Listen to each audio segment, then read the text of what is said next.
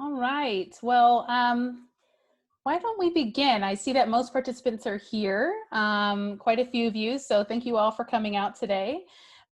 Before I begin, I just wanted to give acknowledge the land on which I am on today, and most of us gathering, at least in the Santa Cruz area, is the traditional unceded territory of the Yupi of the Awaswas Nation, today represented by the Amamutsan tribal band. These lands have been theirs for millennia, and they continue to steward the land through the Amamutsan Land Trust. I'd also like to thank everyone who made this event possible. So our feminist studies crew, including Lisa and Taylor, as well as our Zoom pair extraordinaire, Luis. Thank you all for being here. Very excited for the conversation today.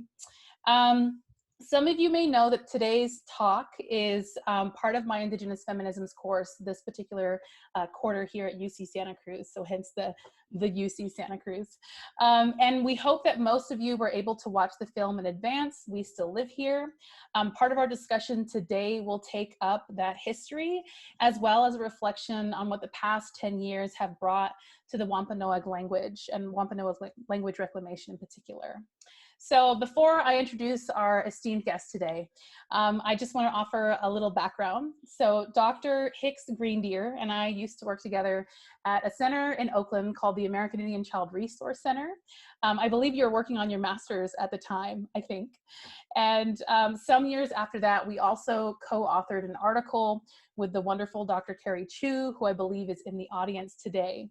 So it's really wonderful to have you here today. And I want to give you a proper introduction, so let me read that off as well. So Dr. Nitana Hicks Greendeer, a citizen of the Mashpee Wampanoag tribe, has worked for the past 15 years with the Wampanoag Language Reclamation Project as a teacher, researcher, and curriculum developer, and currently as the head of school for the Wampanoag Language Immersion School. She has served her tribal community as the director of the education department for the Mashpee Wampanoag tribe.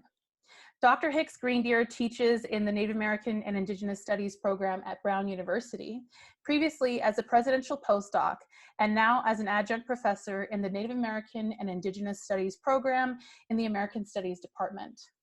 Through her education, language, and academic work, Dr. Hicks Greendeer works to give Wampanoag children positive, culturally relevant educational experiences as a means of decolonization and prevention to increase personal and community wellness. So please welcome Dr. Nitana Hicks Greendeer. Thank you so much for being here, Nitana. And I believe you have a PowerPoint presentation as well, right? Mm-hmm. So we'll begin with that first. Okay. Great. Tapatosh. So let me share my screen.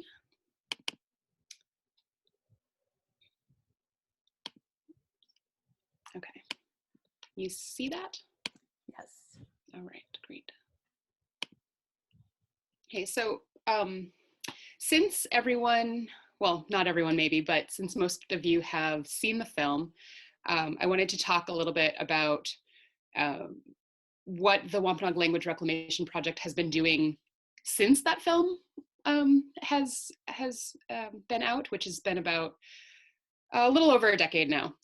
And so we've had quite a bit of progress since then. I also wanted to talk a little bit about sort of how I came to this place of being, involved in language.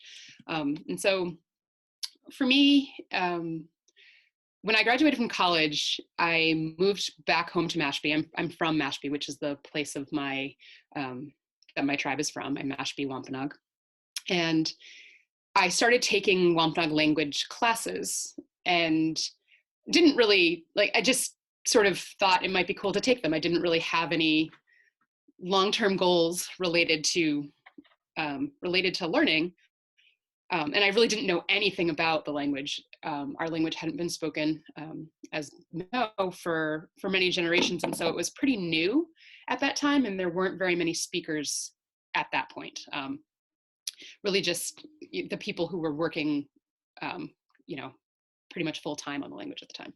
So I started taking classes and caught on pretty quickly. And so as I was taking them, Jessie, who was my teacher at the time, Jessie Baird, then Jessie Firmino, asked me if I would consider getting a master's degree to take on language as more of a, potential career. And so I applied to the Indigenous Languages Institute at MIT, and I was accepted for the following year. And so I basically spent the next couple of years just learning Wampanoag grammar, which for me was really, in some ways, really easy because I'm kind of good at that sort of thing. But in other ways, really, really challenging, in that it was kind of a relearning of a lot of cultural things that I had grown up with, and sort of I just gained a lot of different understanding than I previously had about some of the things that I grew up with, and I'll get into that a little bit later. But so as I finished my master's and started working and teaching Wampanoag language, sort of on a part-time basis, and then actually moved to California and spent some time working with Native youth in Oakland, and realized through that work that I was incredibly lucky to have grown up where my tribe was from. While all of the students that I worked with had a really strong sense of Native identity, there were some of them that didn't really have a strong identification with their specific tribe. And so I felt like if at some point I was going to have children, I would want to really make sure that that was something that I gave them, that same opportunity that I had. And so that, in combination with the work with youth that I was doing, some of whom were not having the most positive school experiences, made me think about wanting to kind of combine those things for children in my own community. And so I applied to a PhD program in education with the thought of maybe eventually starting a school at home. And so I moved back to the East Coast and started school at Boston College. And about 2 months into that program, I got a call from Jessie again, and she asked me if I was interested in becoming a language apprentice, and to work full-time, just basically speaking Wampanoag and learning to be a fluent speaker in Wampanoag, along with a group of people who would eventually open a school. And so it was really just the perfect match for what I was looking to do and for what the project was looking to do. And so I came back home and got more heavily involved in that. And so that brings me to what we've been up to for the last several years. And so for those of you who didn't watch the film, just a little bit of background on the Wampanoag Language Reclamation Project. Although that spelling right there of Wampanoag is actually Wôpanâak, so that's the Wampanoag pronunciation. Wampanoag is more like the anglicized pronunciation. So WLRP serves 4 Wampanoag communities. It's a partnership between Aquinnah, Assonet, Herring Pond, or Secwepemc, and Mashpee communities. And all of the communities, anyone from the household, from a household that has a citizen of those tribes can take classes, and anyone who is not enrolled in those communities, if they live with someone who is, classes are open to them as well. And the idea is that, it supports the learner, the tribal people in learning, if people in their house are also learning. The WLRP is governed by a committee and a board of directors, and everyone is a language learner or teacher. We also, at this point, have 3 credentialed Wampanoag linguists, which for language revitalization and reclamation projects is really, really amazing. It so happens that all 3 of us are Wampanoag, so I'm one of them with my work at MIT.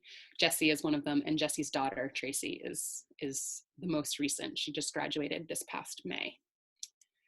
So So some things that we've been doing. So as I mentioned, it was 2010 when we first applied for a Master Apprentice grant, which we were awarded. And Master Apprentice, for those of you who may not be familiar, is a model for language learning where non-speakers are paired with, in most cases, usually a first language speaker or fluent speaker, but because we don't have any first language speakers, Jessie was our master speaker as the most fluent Wampanoag speaker that we have. So since 2010, we've had several other federal grants, private grants. We have a lot of very generous donors that have supported the work that we've been doing. And that work has included community classes, immersion camps.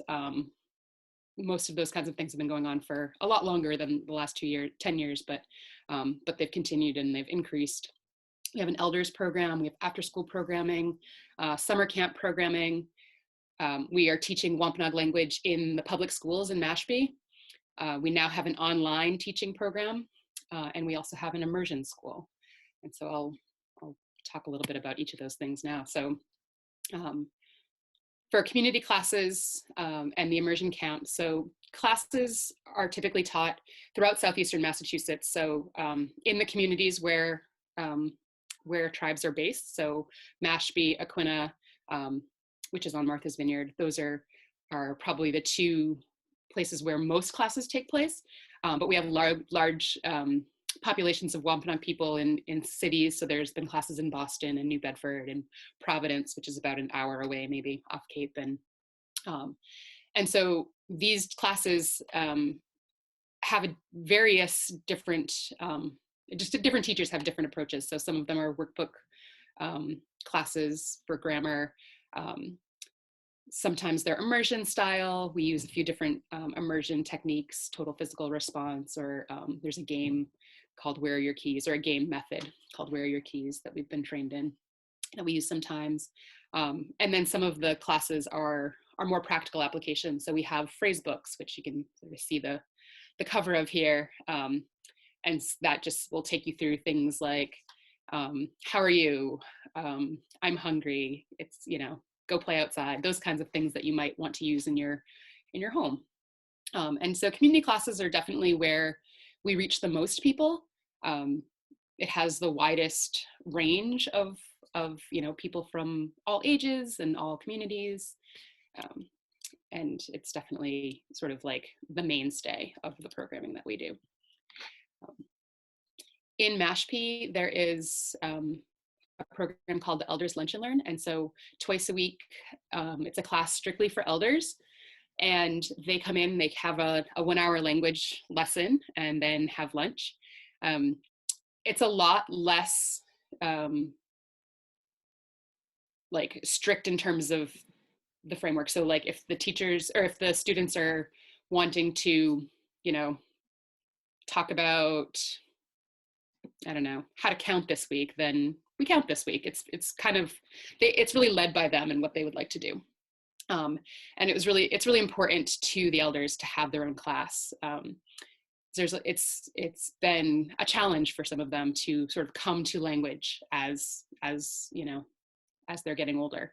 And so it's created a place where they can, feel comfortable learning at a pace that might not be as fast as younger adults or children, and have their peers in class with them. And it's been really successful. And we have a group of it always kind of fluctuates who attends, but we have a really great group of committed elders who come almost every day. So it's been a great program. Our after school program and turtle camps have been offered in the past by Mashpee and Aquina.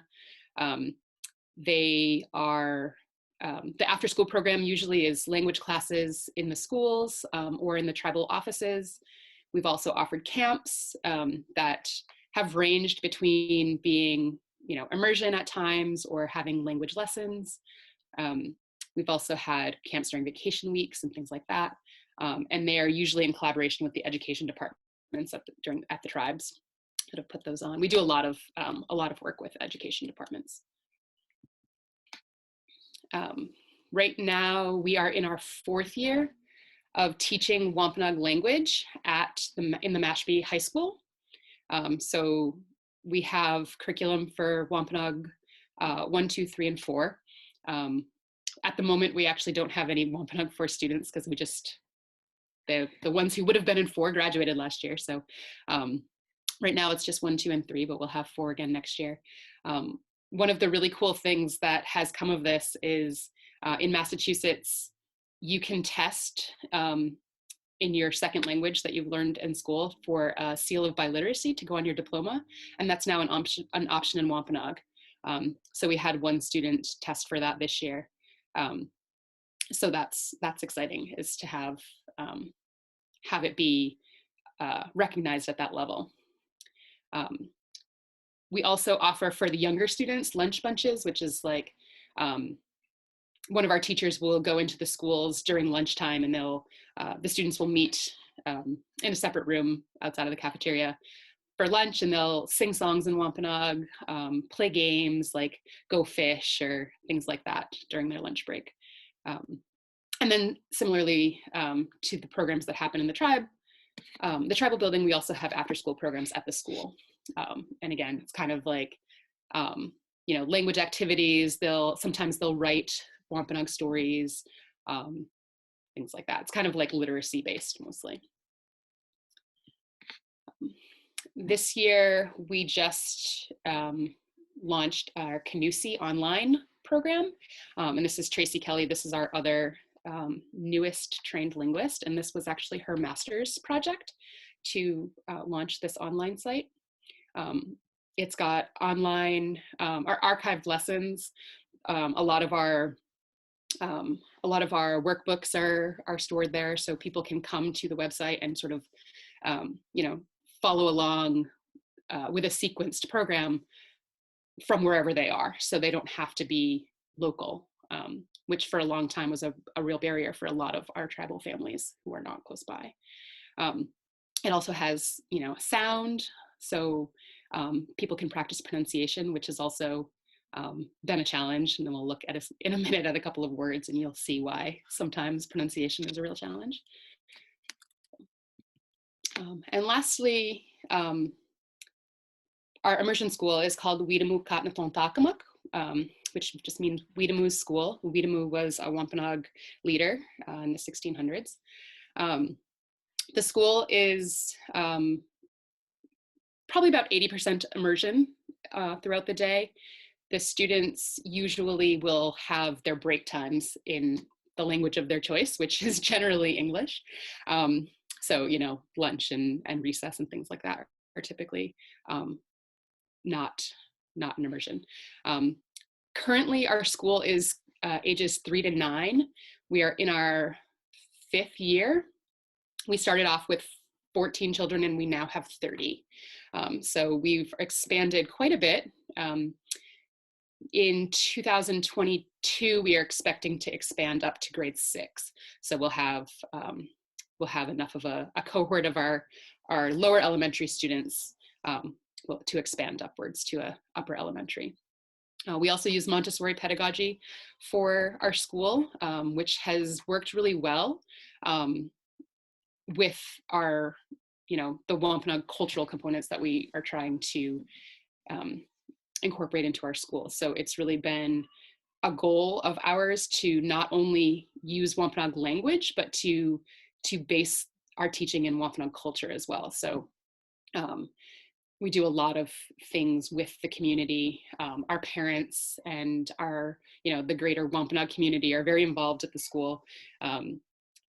Last year, just for a couple of examples, we have a lot of parents and grandparents that like to just sort of stop in, which is amazing. And, we'll just kind of like put the afternoon on hold for whatever it is that they will have for us. And with one woman who has a couple of grandchildren in our school, and she will frequently make homemade ice cream and, come in for an ice cream social. Or one parent last year called one of our teachers and said, I'm down the road and I just killed 3 ducks and I thought I'd come and let the kids learn how to pluck them. And so he came in with a few ducks and there were feathers everywhere, and the kids had a blast. And but these are the things that they get to do, so that they're continuously learning, what it is to not necessarily always do very cultural things, but to be in community with their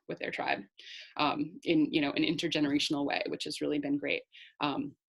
And going back for a minute to that elders lunch and learn class, like a lot of times our teachers will sort of use that class as kind of a sounding board for ideas and things that they want to do in the classroom, which is also really great.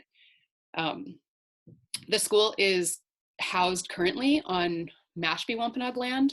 And so at the moment, most of our students are Mashpee Wampanoag, just I think because of proximity, but our teachers are from all 4 Wampanoag communities, which is really great.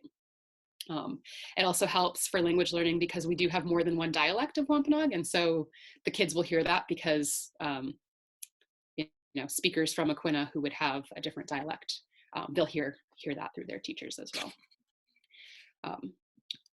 One of the other ways that our teachers have involved our community and our families is through trying to talk through like the goals and missions of our school. And one of the ways that we did that a few years ago was to think about what our goal is as teachers and community members supporting our school, and how the goal is to decolonize our community. And so in a parent meeting, we decided to make words for colonization and decolonization. And we do a lot of word reconstruction because our language hadn't been spoken for so long. Like there are no words documented for these things. And so we created these 2 words. And the word that we came up with for colonization is Chachika no Masawayu Wôpanâak. And that means, and you can see in the box on the left here, all the parts of that. And so the first part cha means, it just kind of emphasizes the next part really. And the next part is cheek, which is violently or forcefully. So like continuously or consistently over time, violently. Anom is inside. Asawayonkan is a box. And then ahi is like something that you do to someone else. And then onk makes it a noun. And so the word for colonization that we built means the act of constantly forcing someone into a box. And so then, of course, we made a word for decolonization. And rather than make it the opposite, like it is in English, we really tried to think about what it is that we're trying to do when we're decolonizing. And so our word is nompi sompon, nompi sompom, oh my goodness, this one's not coming out. Nompi sompomonta monkaniok. And so the nompi means again, sompa is righteously. It's actually the middle part there. There's some morphology happening where the part of the word is gone, but montamuonkan is life. The ee is to act purposely with your body, and the onk again is to make a noun. And so the word for decolonization is the act of intentionally living righteously again. And so that's what we're trying to do with all of our programming, but specifically in this case, we were looking at our school and what we're trying to do there. And so that's kind of what we've been up to. Before I finish, I'll just kind of take a minute to talk about what I think this has meant for me and for our community. And I think that all of these things have really created in our community a real sense of nompi sompomontamuonkaniok, of decolonization and how we are supposed to live. There are so many things in the language that make things so much more clear about how we are supposed to be living as Wampanoag people. And at, I think, almost all levels, whether people are, fluent or nearly fluent, or actively learning Wampanoag, or whether they're, just seeing signs on, the housing department door that says housing.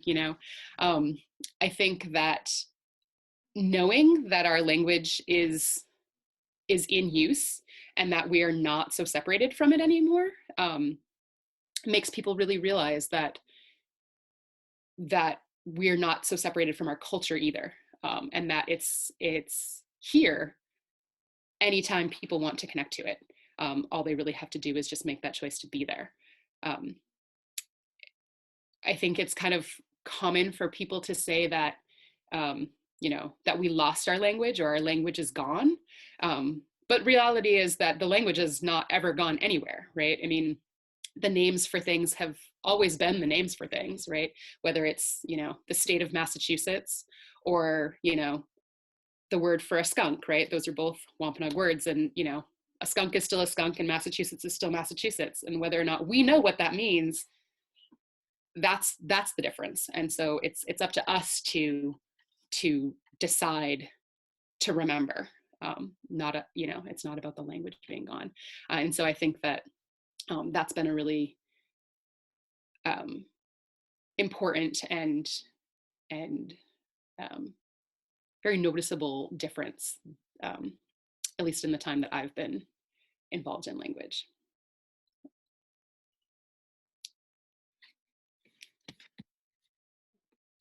Take down my PowerPoint now. Thank you, Nitana. That was really beautiful. I loved hearing about sort of what's been happening in the last really decade and then some since this movie, came out. And one of the things I was struck by, I love that the intention is very clear. I mean, literally, in terms of defining what decolonization means in Wampanoag, is that intention. And you just said this idea of to remember, and that actually reminds me a lot. One of the readings we had in this particular course was by Lisa Hall, and her articulation of decolonization is in fact to remember. And I just love that little connection that came in there. I have a couple of questions for you. One of the first things that struck me in your presentation right now was the fact that you have sort of an all ages approach. A lot of times when folks are doing language work, we're starting with the children, but I love that you have high schoolers, adults, elders. Can you kind of speak to sort of what that's able to provide the community by being in various spaces, whether that's like a high school classroom or when elders get together for lunch? Mm-hmm. Yeah, so for us, because we don't have native speakers at this point, or at least we don't have adult native speakers, the learning really is at all levels. So in other communities where it's about revitalization, mm-hmm. as opposed to reclamation, yeah. There's less focus on older generations because that's where the language is still living on some level. For us, that's not necessarily the case, and so actually for us, most of our most advanced speakers we're mostly in our like 30s and 40s. Mm. And so so the focus on learning really kind of goes both up and down from there. And so I think what is nice about that is that, again, so the elders really do kind of enjoy their time to learn on their own, I think. But also, like, a lot of the women, and it's mostly women, there are a few men, but mostly the language, the elders class is mostly women. A lot of them really love to come into the classes for the children. And, they know that they can't maintain immersion, while they're there, but they can come in and they can, identify what kids might be doing, or they might be able to, they definitely can say hello or introduce themselves or ask how they're doing and what they're doing. And so while sometimes there's, a different, outside of the school, of course there's that like grandparent grandchild or Right. elder child relationship, which looks a little different. But there's almost a level where they're almost like peers. Mm. And so I think it really fosters a closeness Mm. um, with the youngest children in particular and the elders, because it's a lot easier for them to find a common ground than it might be, in other parts of their community life. Well, that's beautiful. And it shows that they're learning together, quite literally. One of the things you just mentioned, and I would love for you to touch on this, but is there a reason why the effort is reclamation as opposed to revitalization? Because often that's the word we hear, revitalization. Why is it that, the Wampanoag effort is reclamation? Can you kind of help define that for the audience? Sure. So Wampanoag language hasn't been spoken. We don't actually know when the last fluent people passed away, but we suspect that it's probably like 150-ish years ago. And so we don't have, or we didn't have, I should say, we didn't have a spoken language to revitalize. Mm. It really was about finding our way back to what we had moved away from, Mm. and making it ours again, like in Right. a tangible sort of a way, Mm-hmm. as opposed to just sort of improving what was there, because for many people it wasn't there at all, Yeah. and for most people, um, there was very little understanding of what even was around us. Like, if you come to Cape Cod or southeastern Massachusetts, like all of the, you see Wampanoag language really all around you on every street sign and place name and, town name. But I don't think that's really something that people really realized. Mm. I don't know that most people really recognized that Mashpee. Like, we all kind of know what Mashpee means. We all kind of know what Aquina means, but, nobody really thought like, okay, here's why I've seen different spellings of it. And here's why, sometimes it has a G at the end. Why is that, and so those are things that people are starting to realize. Mm. But we didn't have sort of a baseline to start from and just get better at. We really had to kind of start all the way from the beginning. Right, and from very old documents as well. How wonderful to have access to those too. But one of the things you just said, and I really appreciate this, is making it ours again. The idea that you did have to reclaim something that was quite literally taken from you. So I think that's just really beautiful, and I think now it's the time for folks to start making that distinction between revitalization and reclamation, because they're similar projects, right? But there's a particular analytic going on there. And related to sort of the power of words and what that means, one of the questions I have for you is, in this class, we've discussed the idea of language endangerment and also language death. And I'm wondering if you could comment on sort of how Native communities should approach this rhetoric of loss and death. Right. Yeah, so I think it's so kind of connected to what I was saying before. Like, it's not, I think, about languages dying or languages disappearing, or any of these sort of fatalistic terms that we put on language, other than that. I mean, I guess the one thing that I think does make sense in that sort of terminology is the idea that that metaphor kind of assumes that language is living, right?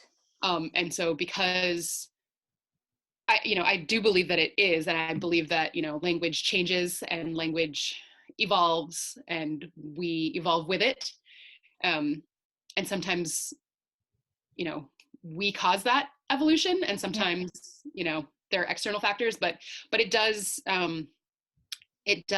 have its own life. But I think that again, like it's not that language can cease to exist, because it really can't. Because if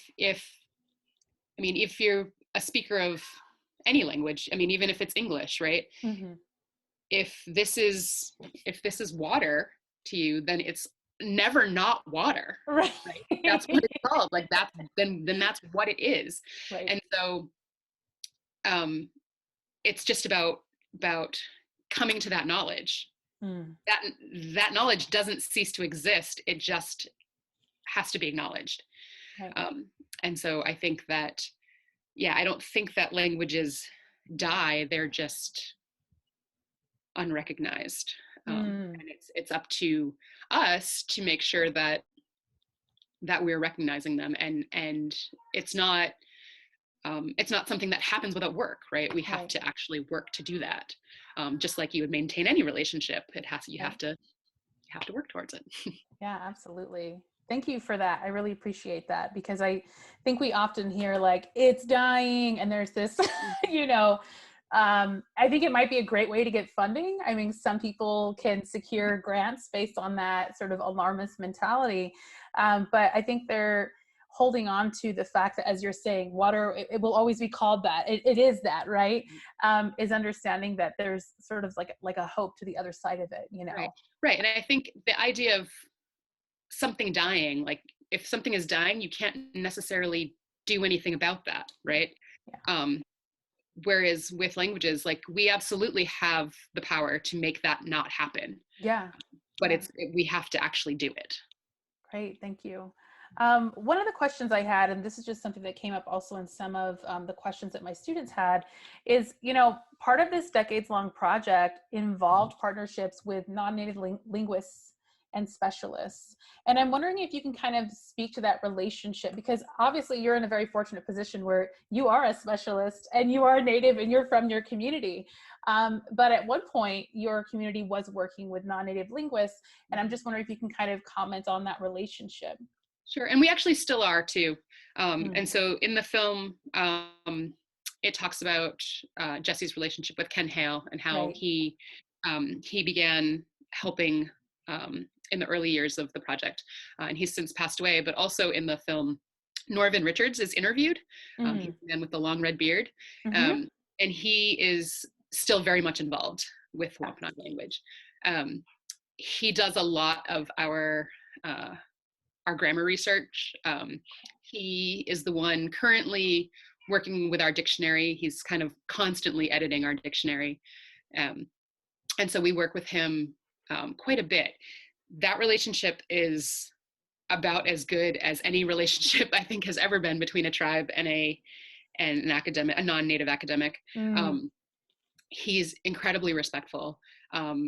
He will, make his suggestions, and he'll let us know, exactly why he thinks what he thinks. But we always have the final say. And so that has been, I think, really fortunate, for one thing, that we have him both as a resource and as an ally, and also as someone who, because for those of us who are Wampanoag and are, kind of tasked with the linguistic work and the social work, right? It's hard to be in the linguistic side of it all the time. And so to have him doing that, as much as he does, is really, really lucky. And yeah, it's amazing actually to be able to have someone behind the scenes like that. And our staff, he's accessible to all of us. And yeah, we're just, I don't know, I can't even really say enough how lucky we are to have him, really. That's really, also, really I recognize wonderful. that that's not everybody's experience. Not everyone has someone who is, as dedicated and as, understanding of their role. Right. I think that's really wonderful. In thinking about sort of the method of allyship, particularly as I think there are some linguists in the room, right? And some folks who are interested in working with the Native communities and helping either revitalize or reclaim Indigenous languages. And I think this just sort of goes to say there is an opportunity for you to work with communities. I think it's just the method in which you work. And I'm actually right now taking a Washoe language class with linguist Brian Bachnick at University of British Columbia. And it's so cool that we get to be in that space and that I can virtually be there, right, because of this new world that we all live in. But it's very gratifying when, you know, linguists do work with communities and really make an effort to try and sort of bridge that gap that, you know, as you were saying, academics in the past, whether it's, you know, anthropologists or whatever, there wasn't always a great relationship. And so I think shifting that and seeing it work in your community's situation as well is really, really wonderful, and to see that. So I think there's a lot of potential for sort of doing it the right way, as you're saying. Right. So great. One of the things that wasn't discussed in the film, but I feel like this might be an important sort of note of for this particular project, but the Mashpee Wampanoag tribe, your tribe, was actually fairly recently recognized, right? We've talked about recognition in my class, and you know, it's always that whether or not the state recognizes you, like you, or the nation for that matter, you are Native, right? So I know, you know, from a young age, you grew up like, of course I'm Native. What does that do for a community sort of was struggling through that process of recognition? And I'm really curious if that affected language reclamation work in particular. Yeah, so yeah, our last 12 or so years, our first our initial decision on federal recognition was 2007. So that's when we were first awarded. And since then, or well, maybe not quite that long, but for the last 10 years anyway, we have been pursuing a casino. And that has caused a lot of trouble I for bet. us. This sounds like California. Yeah, right. Exactly. And so, you know, we've been sued. We've had multiple different, you know, I don't know. It's been kind of a crazy mess. But at one point, I think it was 2015 maybe, when the Department of the Interior decided that we had wrongfully been granted. No, it couldn't have been 15. It had to be after Obama, so 16 maybe. Decided that we were wrongfully granted recognition, and so that put our land in danger, which is where our school currently is, and our teachers are not state certified. They all have Montessori training. Well, not all of them. Some of them have Montessori training. Our lead teachers do, but most of our staff is not, you know, certified teaching assistants. I'm not a certified school director, and so there have been we haven't had to go any different route yet, but we have had to sort of come up with a plan B, you know, and sort of have that in our back pocket just in case.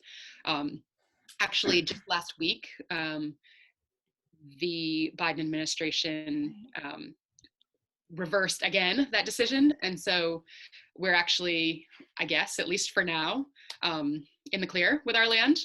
And some of the I'm not really sure, I don't know the legal terminology, but a group of private citizens in the town where our casino is proposed to be built, they dropped their lawsuit as well. And so right now there are actually no barriers, Good.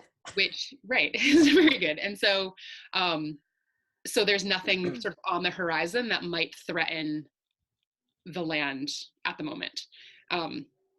So it's nice to kind of have a sense of security over over that, but it's not necessarily even federal recognition that's sometimes a obstacle, because our language hasn't you know, had continuous speakers.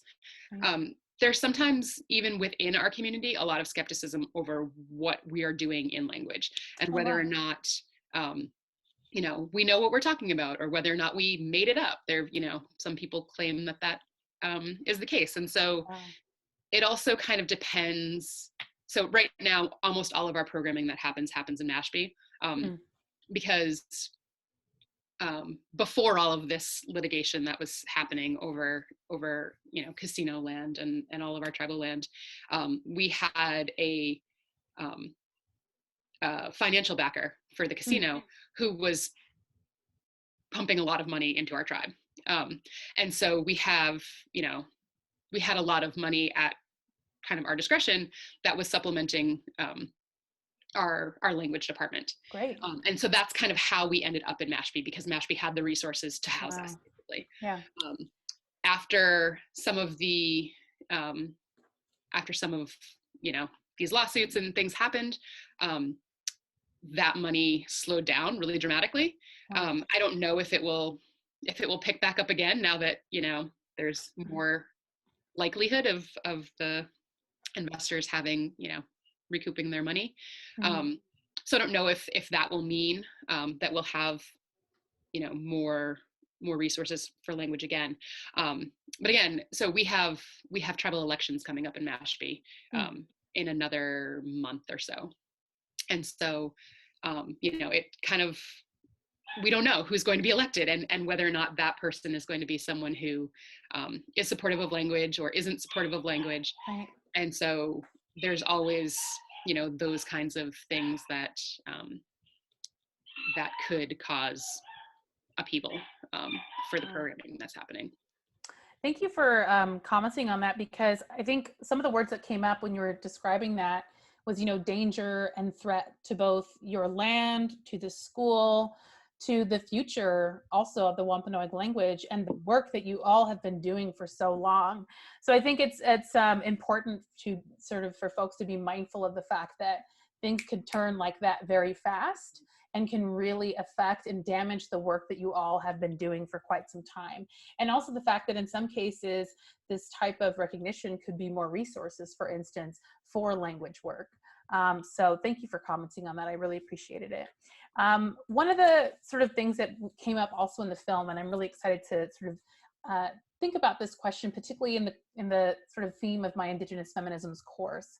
But in the film, we learned that the Wampanoag word for woman is the one who has complete say or judgment. I love that. And that's really contrary to sort of the gender relations that we have today. So I'm wondering if you can speak to either gender relations as understood in the Wampanoag language, or even sort of ways that sort of things are reshaped through understanding the language and relations. Yeah, so Wampanoag kinship is matrilineal. And I think that's something, that we've always known, whether we've known it, whether we've been kind of, in relationship with our language or not. That's something that we've always known. But there are definitely, especially in terms of kinship, there really are a lot of clues in the language that clarify that. So, so that's one example. And so I think Nikki is also talking about the word for man in the film, which is washkitomp, and that means like someone who's just like on the surface, right? So like someone who's like walking on land, basically. And so then, compare that with the word for woman, which is the one with the judgment. And so the word for woman is also the word for wife. But there's a separate word for husband, and the word for husband is a dependent noun. And so we have like two classes of noun. Well, there's a lot of ways you can kind of classify nouns in Wampanoag, but one of the ways is either independent or dependent. And man and woman are both independent nouns. You can just say like, that's a man, and you don't have to talk about who's man or what kind of man it is. But a lot of kinship terms, you have to say who they belong to. Right. So you can't just be a sister. You have to be her sister, my sister, somebody's sister. And husband is like that. And so I think it's interesting that, you can be a wife, but you have to be somebody's husband. You have to belong to somebody. Yeah. And also the word for husband is the one that follows. So that's, obviously kind of makes sense with the word for woman with matam wasas. So also, stepping away from the husband and wife words, but some of the words for like aunts and uncles, for example. So the words for like maternal aunt and uncle are different than the words for paternal aunt and uncle. And the words for like a maternal aunt is like the little mother. So like that's like, it's like that's like pretty much like your mother, right? Like that's your like real close family.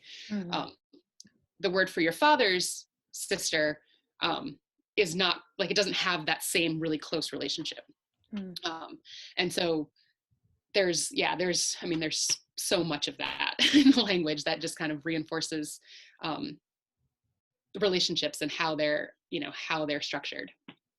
Yeah, great. Well, thank you for that. And then I realize I'm kind of looking at the time. I want to make sure that we have time for sort of a larger Q&A. But one of the questions, this is just, I'm kind of selfish, but I'm so curious. What is one of your favorite Wampanoag words? Oh man. Well, if I just picked like an independent word, like by itself, I would have to say that it is probably Natuquas, because I just really like how it sounds, and that's the word for wolf. But in Wampanoag, you can have like one word, but it's like a whole sentence in English. Right.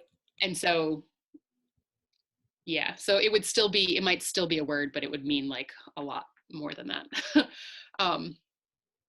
So anyway, yeah, I guess I'll just stick with Natuquas for now. Okay. Well, now I invite sort of, let's open it up to the Q&A.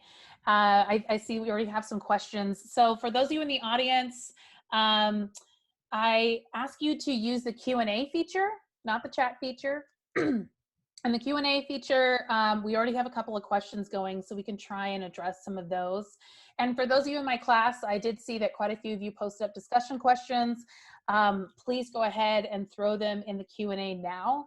And I have a couple as well that I printed up, so we can also go through those too. I think first we have just a quick clarification question here. Are descendants included in the eligibility to take classes? If not, why is that?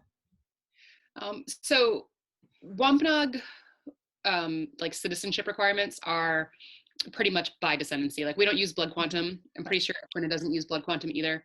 So descendancy is kind of already how we would do it. But yes, I mean, you can, so like I said, any tribal citizen of those 4 communities is eligible to take class, and so is anyone that lives with those people, but you can also make a special request to take classes if you don't fit in one of those categories.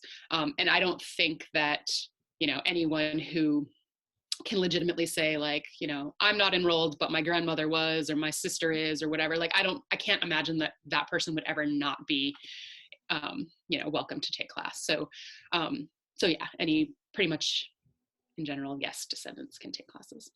Cool.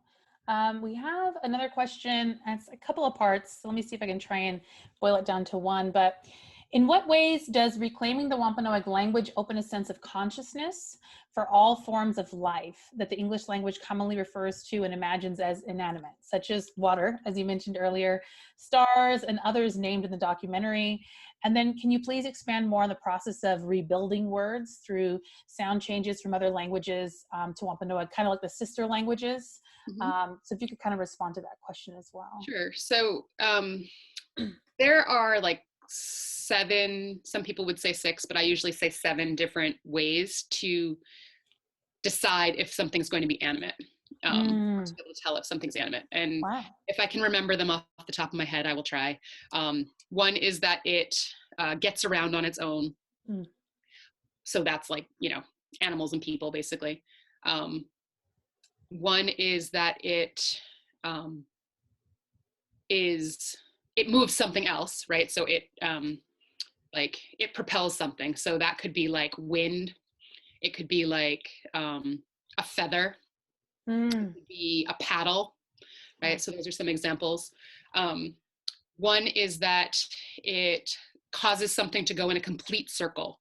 So this is kind of a weird one. We don't have a ton of examples of this, but like an example would be like an axle, right? So it doesn't itself go in a complete circle necessarily, but it allows something else to, right? Like a wheel. Wow.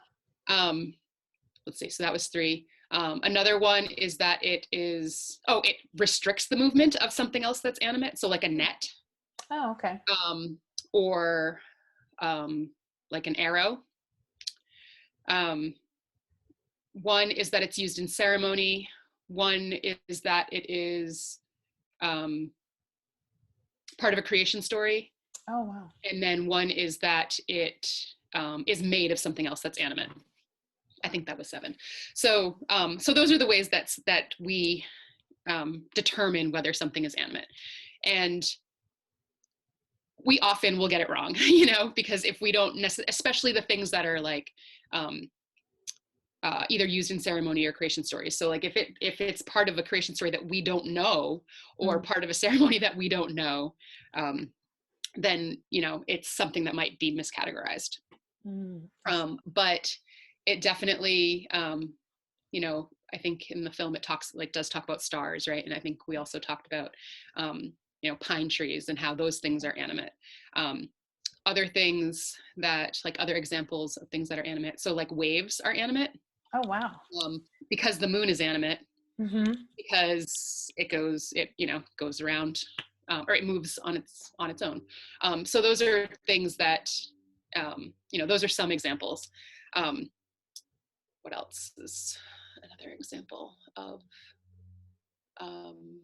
clay is animate? I'm not exactly sure why, but clay is animate. And so because clay is animate, a brick is animate because it's made of clay. Oh, wow. So yeah, so those are some examples. As for rebuilding words is simultaneously so fun and so hard. Oh, I bet. And I mean, like something like, you know, colonization and decolonization, to build those words, like that's really fun, right? As someone who, you know, spends a fair amount of time thinking about those concepts, like I know what I would want to use to create those words. When we're thinking about, you know, things like words for, you know, for our natural environment here in Massachusetts, like those are things that are not really documented, unfortunately. You know, they don't talk about like, you know, white-tailed deer in the Bible, for example, you know? So, I mean, that's a word that we have, but the idea is the same, you know? So kind of like obscure species of plants, or very specific species, for example, are not things that we have words for. And that's really difficult to do, I think. We can use sister languages, and that works. I mean, it helps, I should say. But, you know, oftentimes we can find that, you know, let's say we're looking for, well, a couple weeks ago, we were looking for a word for jewelweed, I think, because somebody had written a story and we were trying to translate it, and they talked about jewelweed in the story. And so we looked at other sister languages that had words for jewelweed, but they weren't all the same. Like they were not cognates between each other. Yeah. And so then it's like, okay, well, which one do we decide to go with? What do their words mean? And which one makes sense for us? Now, sometimes it's a matter of geography, right? So if we're looking at Ojibwe versus looking at Passamaquoddy, like, okay, so Passamaquoddy maybe has got more of a similar landscape to us. So maybe that makes more sense, which means that maybe their use for an item might be more similar than, you know, Ojibwe, for example. But that's not, of course, always the case, right? You know, we don't necessarily know. And again, like in the case of plants and animals, which is something that we find ourselves most often having to rebuild, I find, at least for me, I find that I am constantly asking my dad, like, what is this even for? What do you do with this? Where do you find it? Like, you know, and sometimes he knows, but sometimes he doesn't know. So then I'm like, really like, oh, dang it, where now what? So, you know, because to rebuild something in Wampanoag, like, you know, as you can see from the, like, you know, colonization, decolonization words, like each piece really means something. So we can't just say, like, you know, if I wanted to make a word for jewelweed, like maybe I want to talk about like anti-itch plant, right? But maybe I don't want to talk about it like that. Maybe somebody else has a different idea of what the first thing is that comes to mind about jewelweed. And so that's really hard, is to know, like, okay, that's what I think about when I think of it, is putting it on mosquito bites, but like maybe somebody else thinks of something else. And who's right? I don't know. Right. You know, I remember this was several years ago, but we created a word for truck, and we still debate about whether or not the word we created is the right one. And so the word that we made means like, so we made the word for car, and we made the word for bus, and like all of these, and so they're kind of all similar, and they all mean like the thing that rolls in a certain kind of way. And so the word for truck is like, it rolls and has like a hole, right? Like the bed of the truck. And that's what we landed on, but I still like swear that this should not have been the word. And so my opinion at the time was that it should have been like the vehicle that's used for work. And so that's just kind of an example of how, like, when we're rebuilding, like, who is really to say, right? So if my perspective on a truck is like the thing that's like for utility, but somebody else's perspective on a truck is just like how it's shaped, then, you know, we really haven't, like, that just makes it so clear that we really don't know how people would have named something that we don't have.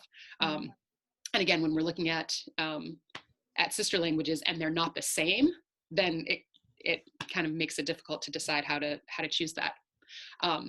But the process of rebuilding words off of other languages, it is really cool when we can, you know, rebuild a word and, you know, use our corresponding sound chart and look at what it might be. And then all of a sudden, you know, it might not necessarily come, you know, be really obvious at first. But once we start to put the pieces together, sometimes it's kind of like this huge light bulb goes off and we're like, yes, that makes perfect sense, you know?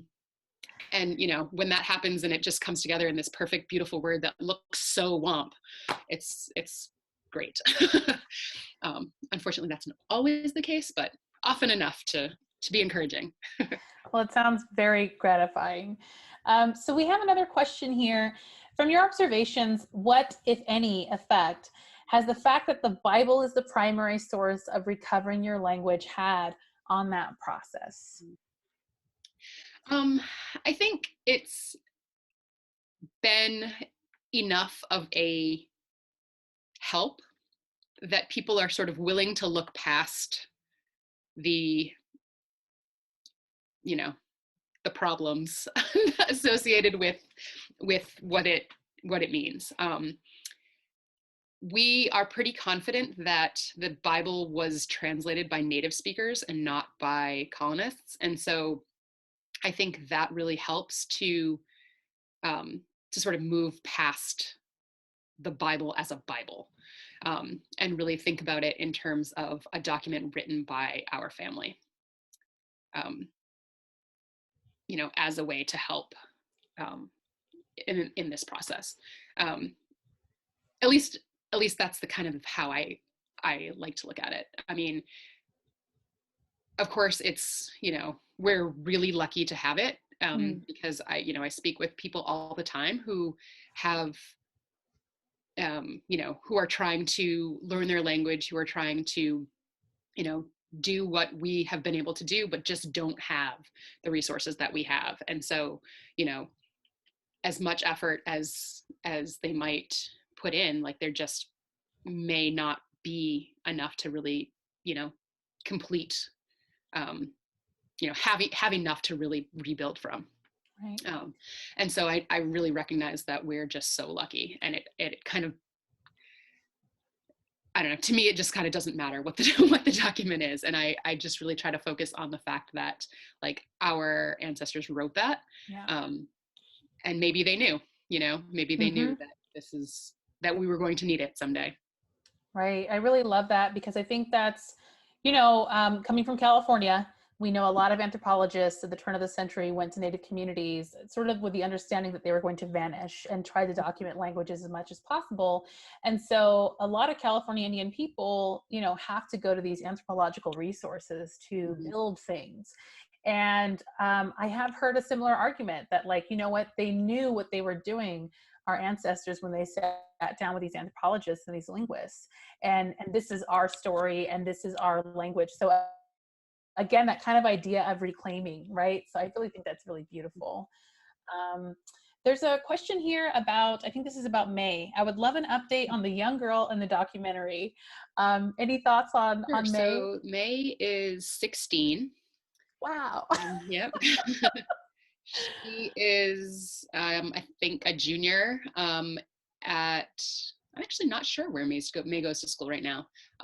They have, Jessie and her husband have a house on Martha's Vineyard, because he's from Aquinnah, and a house here. Actually, they talk about that in the film. So so they sort of spend time in both places. So I'm actually not sure if she goes to school on the island or here, but yeah, she's great. I think they still do use Wampanoag at home quite a bit. I don't know if it still is as frequent as it was when she was little, as it probably would be with friends coming in and out of the house that don't speak Wampanoag and whatnot. But yeah, no, she's doing good. Great. I can't believe she's 16. Carrie has a really great question. How is COVID-19 impacting your language work? Yeah. It depends on sort of what part of it, but in terms of access for people who have not had access in the past, it's actually probably been a really great benefit. Really? Okay, good. We've gone back and forth a lot over the years about whether or not to put Wampanoag online and to have access that way. And we never really did it until now. And the debate has always sort of been drawn by, like, generationally, by generational lines. And now that, it's either put it online or don't teach it at the moment. It has, there are people, one of our teachers has a class where she has a student in, I think, Finland, who attends her class.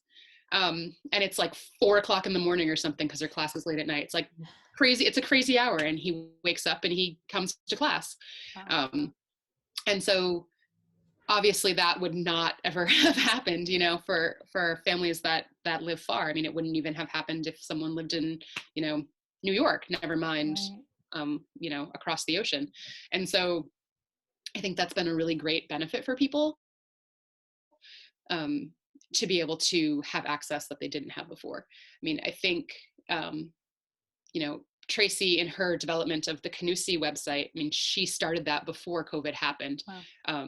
And so whether or not, it would have been launched with so much, support behind it, had we not had to do this also anyway. It's hard to say, but it was really serendipitous, the timing of it. And so, for so many, I think it's actually been really wonderful to have that option. And at least for a while, I don't know about how it's been in California exactly, but I feel like in the springtime here, in the the beginning of COVID, things were a lot stricter here in terms of restrictions, and so everyone really was staying home, and so looking for things to do remotely. People were really trying to find ways to connect, and so I think that was really helpful. In other ways, like our language school has been entirely remote for this whole school year. Well, for almost a year now, for 11 months.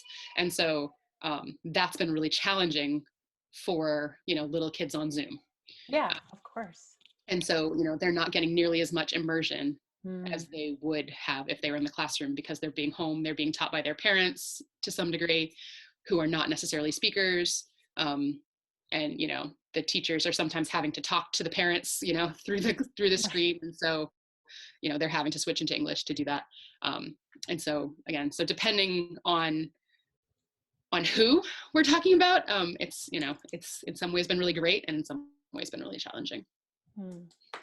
So I have this question is technically 3 parts, but I think you can answer it as sort of one. And maybe this speaks to it, but what is the biggest challenge you've faced while working to revive the Wampanoag language? How have these challenges affected the community?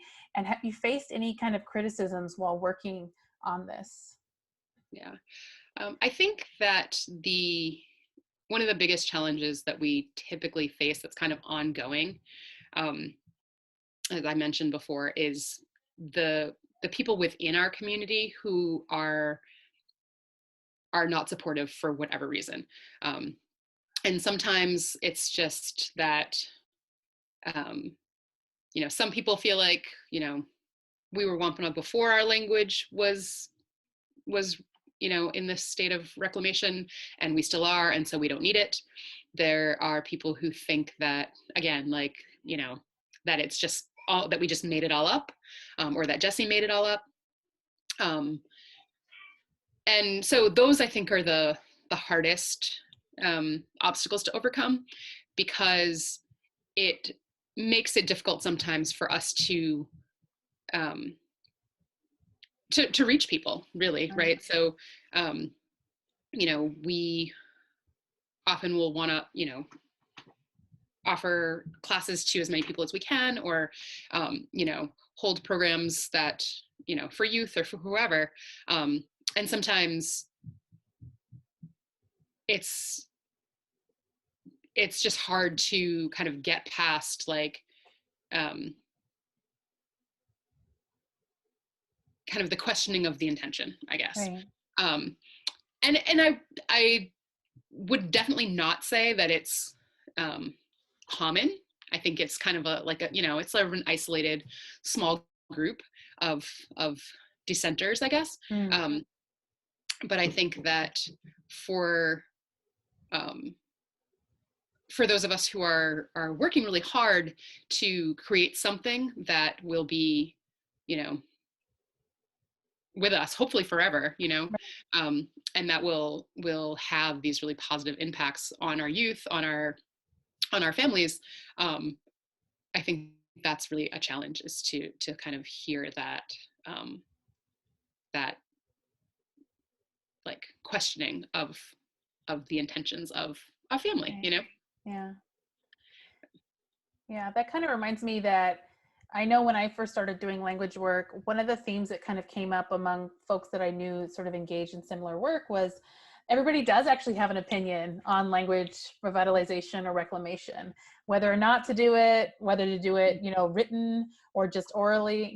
There's a lot of kind of different opinions, and it's hard to have those kinds of conversations, but ultimately you have to have them. They will happen, and yeah, I appreciate you answering that. So we have another question. This is kind of related to maybe what would have not happened if you didn't do your work, but what do you think would have happened to the community if the Wampanoag language had not been revived? I don't think that there would have been you know, any sort of like detrimental, you know, events or anything like that. I mean, I think that we would still be, you know, we'd still be here. We would still be, you know, on our land doing, Right. you know, kind of doing what we'd always been doing. But I think it would have been a harder road in a lot of ways. And I'm kind of specifically speaking about Mashpee right now, Right. because there has been, so part of our whole process of federal recognition that that has been taking place for the last several years.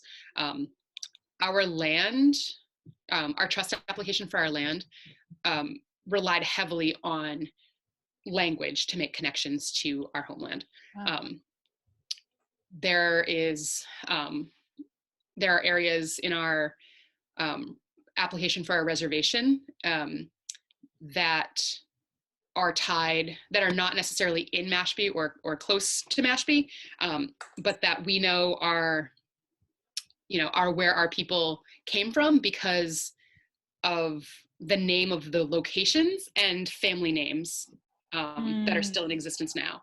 And so those are those kinds of connections are things that, you know, people who weren't trained in, you know, in Wampanoag wouldn't have been able to make those connections. Right. And so, you know, I don't necessarily think that there would have been, you know, any sort of like events that would have, you know, been isolated problems, but we would have definitely had, you know, we may not be as far as we have come, at least in Mashpee, had we not had this to help us.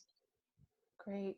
And I think this is a related question, but can you speak to how reclamation assists sovereignty? I think that relates to the point you just made. Yeah, right, exactly. I think that we've been able to really use language as sort of like proof of who we are and who, you know, how we have remained. Just to expound a little bit on the example I just gave. So the piece of land where the casino is proposed is in a city called Taunton, which is about, it's about like 40 minutes from Mashpee. And the area where it's going to be built, theoretically at least, is a place called Pakanut. And Pakanut means like cleared space, basically, like an area that's, you know, like a field. And so there is a family name in Mashpee, Pauknut, and that's the, you know, anglicized pronunciation of it now. But they're pretty clearly the same word. And that family came to be in Mashpee as a result of the community that was in Taunton at that time having to leave around the time of King Philip's War. And so, you know, of course, there's so much research that went into, you know, finding that information, but those kinds of details in our, you know, tens of thousands of page documentation for our, you know, land and trust and federal recognition petitions obviously really helps to prove connections, you know, and right to land and right to place. And I think in addition to that, you know, now that we're sort of on the other side of the application process, grant funding and things like that have really been more, we have a lot more access now that we have language to sort of infuse into applications or to, you know, we have more access to certain programs that have an expectation of language included. Great. This is a really cool question. Would you, and I think I know some of the answers, but would you consider revitalizing the Wampanoag language as a form of healing? Absolutely. Absolutely. I think about, you know, our immersion school. And I think about, you know, like if I go back to like when I was that age, when I was in school, and I think back on my experience as, you know, a elementary student or even middle school student in Mashpee, when I was a kid, probably maybe like 10% of the students in Mashpee schools were Wampanoag. Now it's probably more like 5 to 7, if I had to guess, just because of the expansion of the town. I think when I was a kid, like Mashpee had like 1,800 residents or something like that, and now it's like 18,000. So in the last, you know, 30 or so years, it's undergone a pretty large growth. Mm. And when I was young, I feel like there was a real disconnect between some families. And it was sort of like, you know, these families didn't maybe interact with these families, or these families were sort of like known to fight. You know, there's kind of those sorts of things, which I guess probably happens in a lot of tribal communities. But I think that now, like I look at the kids in our school, and I look at, you know, my children who attend, and who their friends are, and, you know, they're, you know, my child's best friend at school is someone that, like, I barely knew, you know, the child of someone I barely knew when I was a kid. And they're, you know, not even really like very distantly related to me from at all, you know. It's just someone that I really never spent much time with. And so I think that these kind of connections that the children are making because they don't know any better, really are helping like all of us to kind of come together, you know. I mean, as the head of school, like I've began to build relationships with some of the parents who I don't even know if I would have necessarily, you know, said more than like a quick kind of glance and hello in the grocery store to before, you know. And now we're spending, you know, a half an hour on the phone once a month. And so I think that that is happening a lot between the parents of the kids in the school, you know, because there's play dates and there's, you know, parent meetings, and so these people are coming together for their children, in a way that they really probably wouldn't have otherwise. That's very special. I like to hear that. And one related question is, as you are in the classroom, right, what are some of your favorite memories in teaching Wampanoag children to speak their language? Well, I think because they're young and they're not always, so the teachers are in immersion all the time. The students kind of go back and forth, right? So if you walk into one of our classrooms, from the students, you will hear more English than you will hear Wampanoag. So I think probably one of the best things to see in the classroom is when teachers are engaged with students and it really is full immersion. And there's a handful of students who can do that, you know, without much trouble. So it's not that they can't, it's just that, you know, for the ones who are still learning or might be new, and they're using English, it does, you know, it is hard to keep English out of the classroom. But I think when the children really are engaged in the language, or when they're reminding someone else to use Wampanoag, like my daughter, who is 7, she just turned 7 on Tuesday. She is, not to brag, but she is probably one of the better Wampanoag speakers at our school. She's in 1st grade, and she like she will remind me at home sometimes. She'll remind my other children who speak, or not necessarily remind. She'll just say like, "Hey, let's speak Wampanoag right now."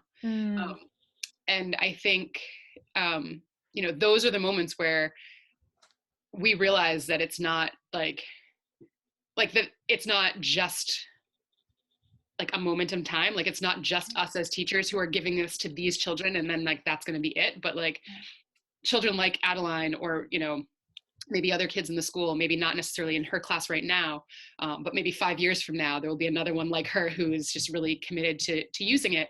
And, you know, fast forward 20 years or 30 years, and then they're going to be in this position of doing this for, you know, for their children. And I think it's like, it's really those moments that we realize that like, what we're doing is not like isolated in time. It's the beginning of something that will be ongoing. That is so beautiful. And even, I mean, when that film came out, it was so brand new to me, and it's still very new to me. And to just think that like 11 years have passed. So, you know, we're already talking about May, who's 16. Very soon we'll be talking about your children who are teenagers, you know, and where that is going. And so a related question is, what does it mean for you to be able to raise your children in their community as Wampanoag language speakers? Mm-hmm. Yeah, it's in some ways it's really like amazing, like just that, you know, that example of Addie doing that. And you know, sometimes like my kids don't usually call me Nukas, which is the word for mother. They call me mom typically. But sometimes she'll, you know, she'll just like randomly out of the blue be like, hey Nukas, da da da da, whatever. And it's just, you know, it's just so like when she does that, I'm just like, oh, yay. Like, aren't you so cute? And so I think like it's really like reminds me, I think that that this is really what we're supposed to be doing, and what I am supposed to be doing, to help them have this and not have to wait until they're, you know, 22 like I was, or you know, 52 like someone else is, or whatever. So to have that from an early age, and even if they don't, you know, stick with it, if they don't stay in the immersion school, you know, forever, or if they, you know, decide not to take Wampanoag in high school or whatever, like they will at least have that foundation if they choose to come back to it later. And I think about like, you know, when I was a kid and I didn't have that option, you know, obviously there were things that I learned from, you know, my dad or other, you know, adults in my family, and in my community. But I think that, you know, like I can't even count all of the times since I've been learning Wampanoag that I've been like, oh, that makes so much more sense now, you know, like that happens like so often. And I feel like, you know, my kids will have that less, you know, because they'll understand that before. And I think that's really, really cool. The other side of that is that it sometimes is a lot of pressure.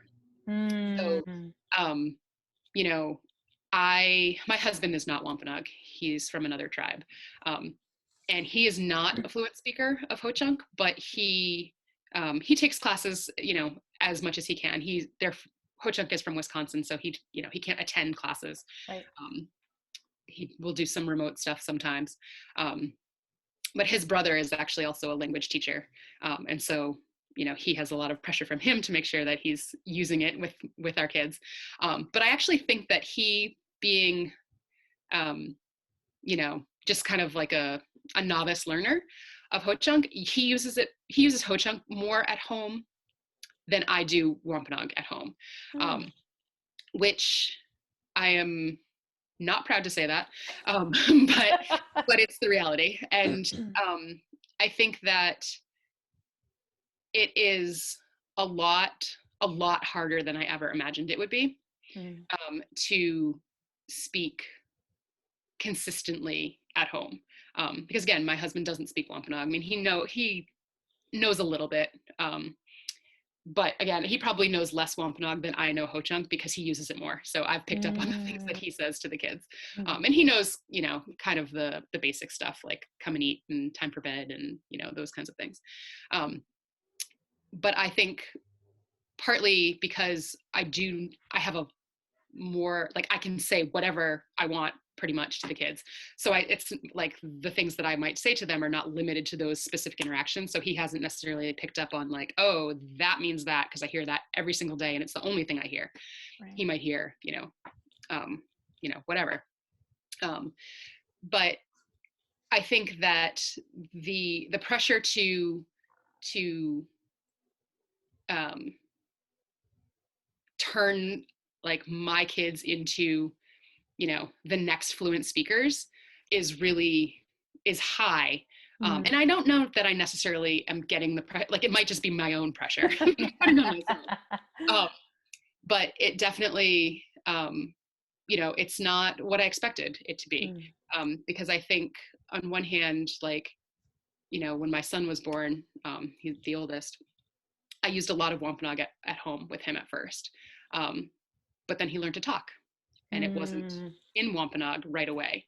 And so, you know, I used a lot less as, you know, the older he got. And then as Wampanoag was sort of not established as like the language of the house, you know, the next one came along, and then it was like, okay, now it's less and less and less. And so it's really, really difficult.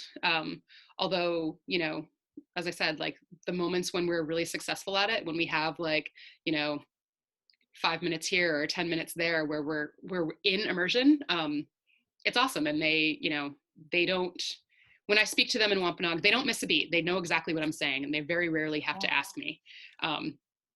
But getting them to respond is sometimes difficult, especially my son. He's like all set at home. He's like, that's for school. That's not what we do here.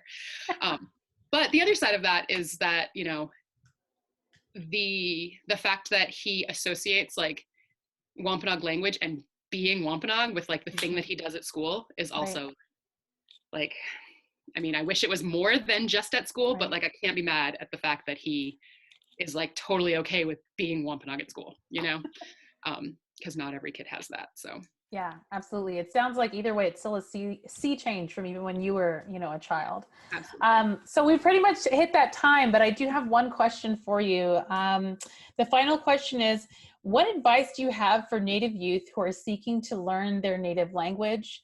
Where do you suggest they begin?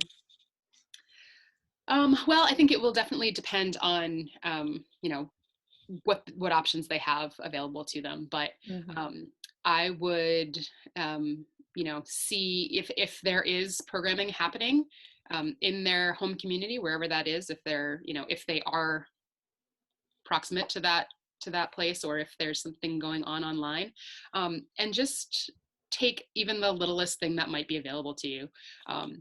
And not be concerned that you are not going to know what you're doing or not know what you're talking about, because, you know, if you're brand new at it, like nobody in a beginner's class is going to know what they're talking about. And the, like, while the words might be hard to pronounce or they might be, you know, difficult to read, there's not, like, it is your language and you are supposed to like have it. And so, you know, whether or not it comes easy is not really like the thing to worry about. The thing to worry about is just that you're like attempting to make that connection. And so, yeah, I would suggest just kind of taking whatever is available and, you know, trying to incorporate it in the littlest or the largest ways that you can. You know, make a little goal and say, okay, I'm going to learn how to introduce myself. And, you know, whatever that goal is, it doesn't have to be a fluent speaker by the end of the year, you know? Because that would be really hard, even in just a year. Exactly. And I think that often that's what happens is people sort of are like, well, oh my God, how come I don't know this already? I've been doing this for 6 months. Well, you know, and I think we just have to take it easy on ourselves and realize that, like, it's not our fault that we don't have this and we don't know it. And, you know, getting it back is, you know, may take as long as it took to, you know, to get away from it. Right. Great. Well, thank you so much, Nitana. This has been such a wonderful conversation. I feel very lucky that we got to have you. Carrie is saying thank you so much as well. I really appreciate you talking about Wampanoag language reclamation. And really, I think it's a wonderful space to consider this as not only a decolonial, but as well as a feminist practice. So thank you for really expanding on that. We have some cyber applause going on. Thank you all for joining us. And this will be actually uploaded onto the YouTube. So if you didn't get a chance to watch it all the way, or if you'd like to rewatch it again and share with friends, you're more than welcome to. So have a good night, everybody, and take care. Aptanamo.